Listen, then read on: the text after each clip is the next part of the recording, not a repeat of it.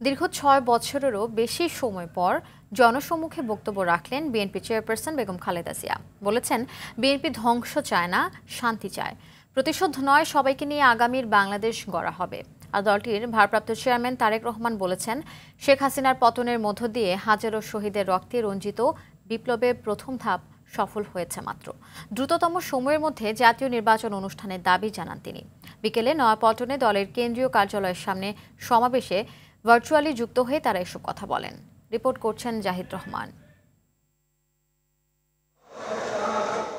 রাজধানীর নয়াপল্টনের বিএনপির কেন্দ্রীয় কার্যালয়ের সামনে হঠাৎ করেই ভেসে ওঠে বিএনপি চেয়ারপারসন বেগম খালেদা জিয়ার বক্তব্য।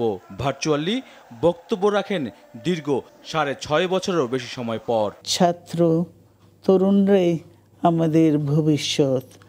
তারা তরুণরা এই যে স্বপ্ন নিয়ে বুকের রক্ত ঢেলে দিয়েছে, সেই স্বপ্ন বাস্তবায়নে করতে মেধা, যোগ্যতা, জ্ঞান ভিত্তিক গণতান্ত্রিক বাংলাদেশ গড়ে তুলতে হবে। শোষণহীন সমৃদ্ধ বাংলাদেশ, সকল ধর্মের গোত্রের অধিকার নিশ্চিত করতে হবে।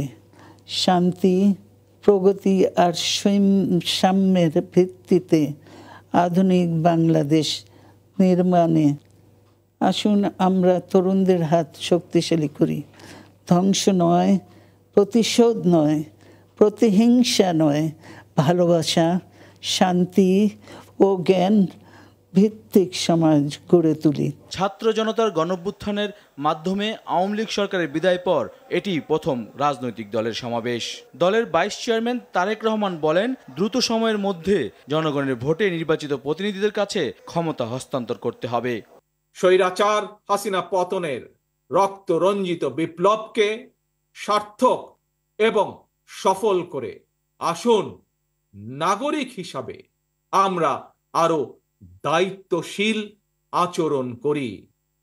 আমরা সকলে ঐক্যবদ্ধ থাকলে আগামী দিনের বাংলাদেশের জন্য, তারুণ্যের জন্য একটি নিরাপদ ভবিষ্যৎ আমরা গড়তে পারবো ইনশাআল্লাহ। চক্রান্তের মাধ্যমে কেউ যেন বিজয় ছিনিয়ে নিতে না পারে, সেজন্য দলীয় নেতাকর্মী ও দেশবাসীকে সতর্ক থাকার আহ্বান জানান বিএনপি মহাসচিব মির্জা ফখরুল ইসলাম আলমগীর। ভয়াবহ গণতন্ত্র বিনাশী, অর্থনীতি বিনাশী, গণতন্ত্র বিরোধী শক্তি আওয়ামী লীগের অবৈধ সরকারের বিরুদ্ধে সেই সরকারকে জনগণের ছাত্র জনতার উত্তরণের মধ্য দিয়ে পদত্যাগ করে পালিয়ে যেতে হয়েছে। বন্ধুগণ, বৃহস্পতিবার দুপুর থেকেই রাজধানীর বিভিন্ন স্থান থেকে দলে দলে মিছিল নিয়ে নেতাকর্মীরা জড়ো হতে থাকেন নয়াপল্টনের বিএনপি কেন্দ্রীয় কার্যালয়ের সামনে। ছাত্র জনতার আন্দোলনে যে সকল শহীদ হয়েছেন তাদের যে দাবি দেওয়া ছিল বাংলাদেশ গড়ার, সেই হিসেবে আগামী দিনের বাংলাদেশ গড়ার প্রত্যয় ঘোষণা করল বাংলাদেশ জাতীয়তাবাদী দলের নেতাকর্মীরা। জাহিদ রহমান, RTV, ঢাকা।